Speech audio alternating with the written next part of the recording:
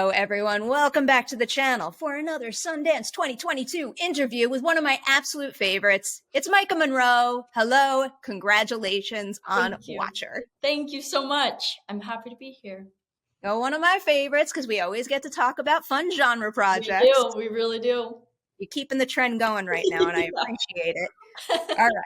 So out of a festival, there's probably very few people out there who know what Watcher is. So I have to ask you to do this. Can you give us a synopsis of the movie? Yes. A young girl moves to Romania with her husband. And, you know, she doesn't speak the language. She doesn't really fit in. And so she starts spending a lot of time in the apartment that they live in and begins to notice someone watching her. And as the story unfolds, she becomes kind of obsessed with this person watching her. And then you kind of begin to question who's watching who. It's very good. Very good. Some very, very sneaky descriptions happening there. I like it. So like I just brought up, you do a whole lot of horror. And it is making me wonder, yes, what drew you to the genre initially? And then what keeps you coming back for more? Is there anything recently you've discovered about what it feels like to make a horror movie that, you know, maybe scratches an itch you didn't have at the beginning? Okay, well, I grew up loving old classic horror movies. Watching Nightmare on Elm Street and The Shining probably way too young. But there was just something about it. Unlike other movies, you always have such a visceral reaction to the genre that was very intriguing to me. And then, you know, I ended up becoming an actor and ended up doing a movie called It Follows that, not to, you know, I don't know what it is, gloat about it, but I think that film really kind of changed, or was the beginning of the change of the horror genre and kind of going back to its original roots of like The Shining and Carpenter. And so I think since that time, there's just been so many incredible genre films coming out and so many people involved with the genre. So for whatever reason, I just keep coming back. There's just, you know, especially with this script, I just fell in love with it and fell in love with the story. And so, yeah. I'm so tempted to get up right now and grab the gigantic It Follows poster that's literally right there, but then everyone will see my sweatpants and I can't ruin the magic. Can't do that. Another thing I really wanted to ask you about was choosing, you know, studio films or independent films, because one of the things that excites me about your work the most is that I feel like almost your entire filmography is, you know, smaller projects that have the ability to be far bolder and take more risks. So, you know, it's been a little while since the Independence Day Resurgence release, and I guess also Fifth Wave. So, you know, since then, why has it been especially important for you to stay committed to independent projects and I guess work with a whole bunch of really exciting emerging voices in the process? Yeah, I think there are positives to studio films and a lot of great things that come with that. But I guess for me, I really want to keep loving my job and love what I do. And the way for me to kind of keep falling in love with this form of art is working with people that really inspire me and being a part of the process. And the indie film world, I don't know, I'm just so drawn to it, and it pushes me and challenges me in ways. And so, yeah, it's very fulfilling, I guess. Can very much understand that, and I can see it and sense it in your work. So speaking of exciting emerging voices, a first feature here for Chloe. So what is something about her past work or anything she said to you in your initial meetings that made you think, yep, this is a first-time feature director that I should be taking a chance on? Yeah, well, I had actually seen her short film, Slut, probably 6 months before, sorry about that, It's all good. 6 months before actually receiving her her feature length script. And I have you seen the short? I have not seen the Oh, short. you have. It's incredible.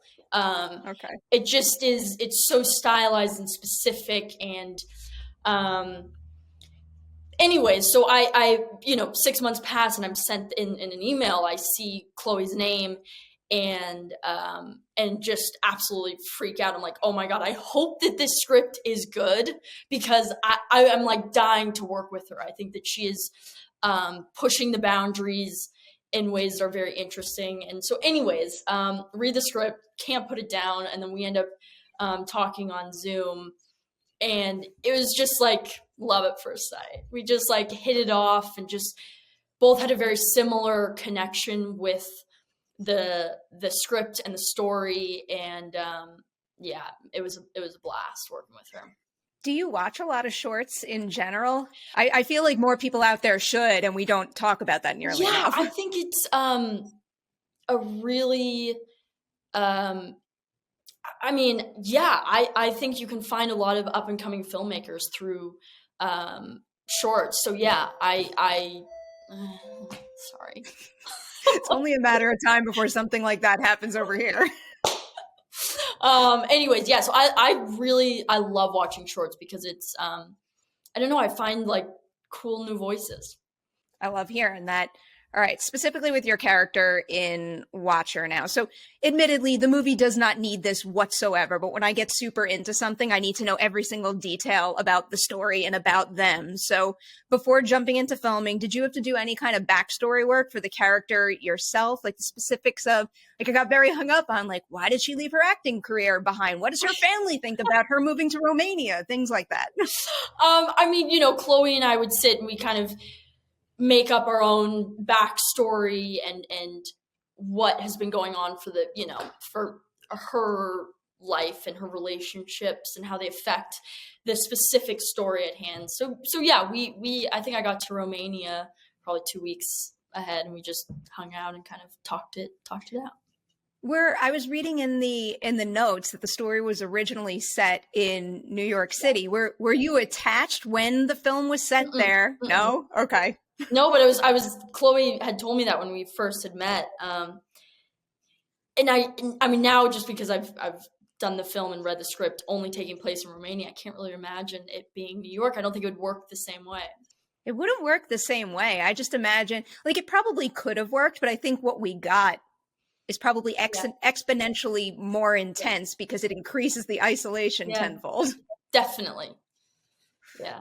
Speaking of that, so you filmed on location in Romania. So how was it working with that language barrier? Because I've got to imagine, put you in the character's headspace far faster, but it's got to add challenges to the process.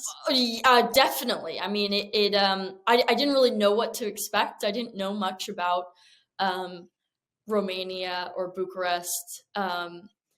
But I really fell in love with the city. It took time, and again, like, it's always uncomfortable initially in a country, especially when you don't speak the language. But we got to go to so many beautiful locations filming. I got to see so much of the city, and like the crew and everyone was, oh man, like, so yeah, it was a special place. Is there anything about the production process over there that's strikingly different from the Hollywood system? Not really. I didn't notice a huge difference. I mean, language, there would be some language barriers, but, nothing we couldn't get through.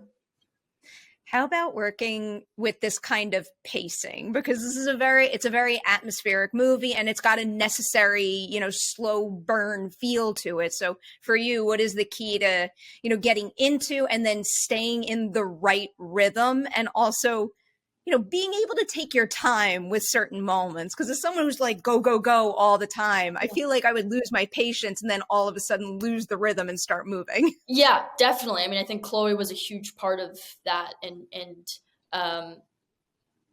pacing is key in a genre film, I think. And that's something Chloe is just naturally gifted at. And but yeah, I mean, I think from the years that I've been in this industry, I think genre films are probably one of the hardest as an actor, because every day is really tough on you physically and mentally. And this one was no different. I ask this question a lot on my other show, Ladies Night, and I'll pose it to you because of what you just brought up. But looking back over all your other horror films, is there anything that makes you think, I am so glad that I did that then, that I at least tried it, but I would rather not do that ever again? Yeah, I mean, yes, it's, yeah, there's been it's so funny. Like when you read a script, even now, and I've read a lot of scripts and I've done a lot of movies, but like, I still forget that I'm like actually gonna physically have to go through all these things.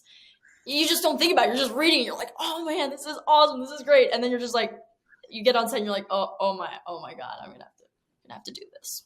Was there any particular day on set filming watcher that made like a day where when you looked at the schedule breakdown, you kind of circled that day in red and said, that's gonna be the hard day? Probably, I mean, am I allowed to give stuff away? Where are we at? Probably Maybe, not. like very vaguely. We don't want to spoil anything. Well, I'll just say, yeah, a lot of the end of the film, I think we spent about 3 days kind of shooting that last sequence. And I knew that those days were going to be tough, real tough. Pays off, though. It's a very, very effective build. I'm so sorry. This is honestly, over the last 2 years, I don't even react to it. It just feels like, kind of normal and right in this space. You know how many times my cat's like knocked my computer over or lights or whatever? So, yeah, this is what we're dealing with. Tis virtual Sundance. It's got its own unique special charm to it. All right. How about filming this during COVID? So I feel like anyone probably knows this about me at this point, but I'm always someone who is like desperately reaching for silver lining. So is there anything about filming a movie with COVID protocols that like, yeah, puts certain restrictions on the process, but because of those restrictions, you realize that something is more important about that process than you ever have before? I've never thought of it that way. That's interesting. Spreading the light. Yeah, I like it. I mean, I don't know. It was like it was the first thing that I had shot during COVID with all the COVID protocol, and it's tough. It's tough. Just because I'm sure, as everyone says, just being on set, there's such a family dynamic and not that is different, but you know, you're supposed to keep 6 feet apart and you don't see everyone's faces. I mean, it was so hard for me to remember everyone's name and like know or I don't know. It was really tough. And by the end it got easier. But yeah, I mean, we were in Romania. I mean, it was like the height.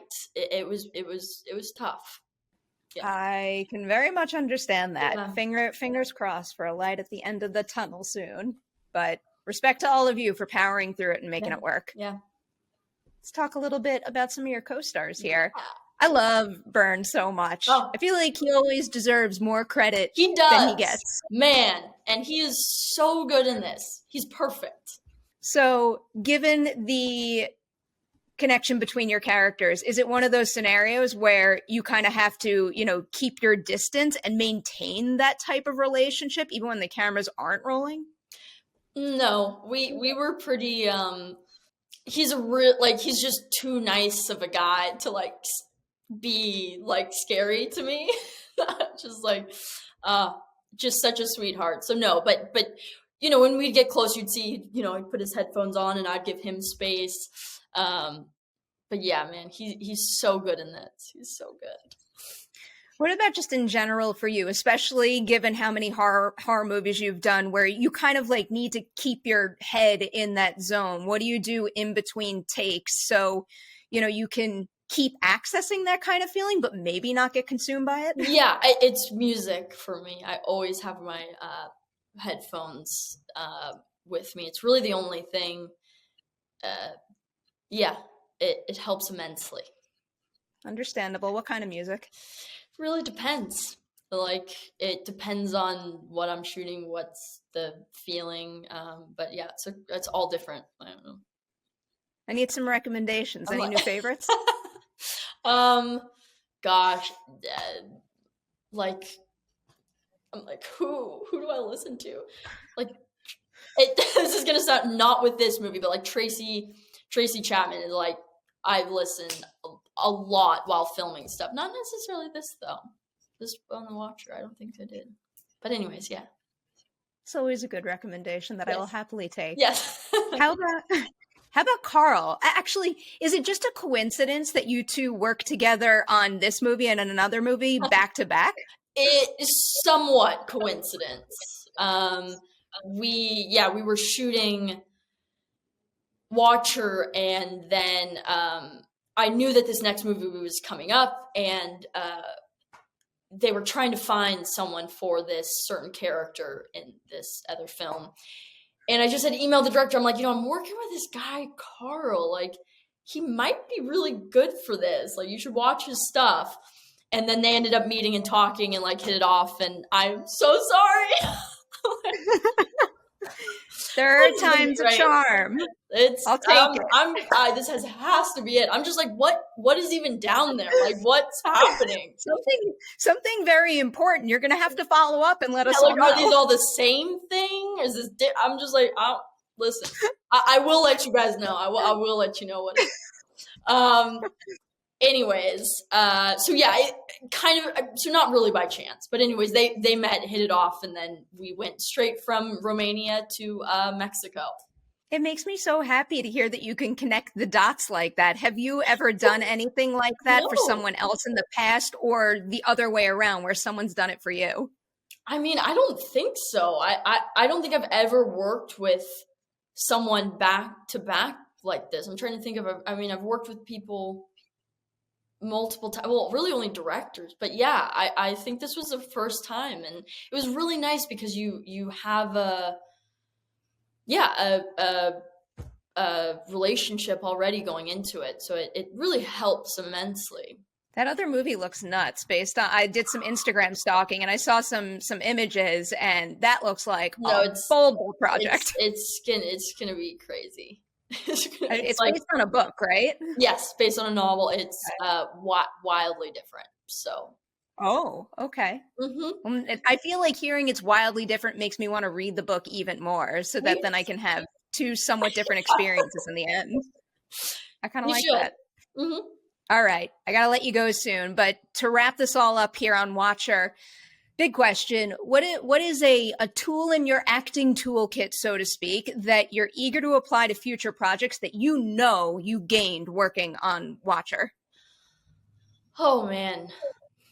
Maybe, and I think we talked about this a little bit, but from Chloe, just like pacing, especially in a genre film, like having the ups and downs and taking your time with certain things was really, really important on this film, and I think that I will take that on for future projects.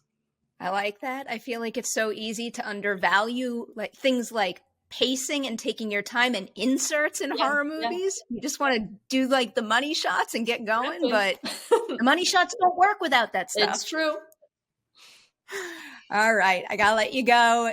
Huge congratulations on Watcher. So much. I cannot wait for the next one. Yes. I'm greedy. Hurry up and give me more movies. So good seeing you.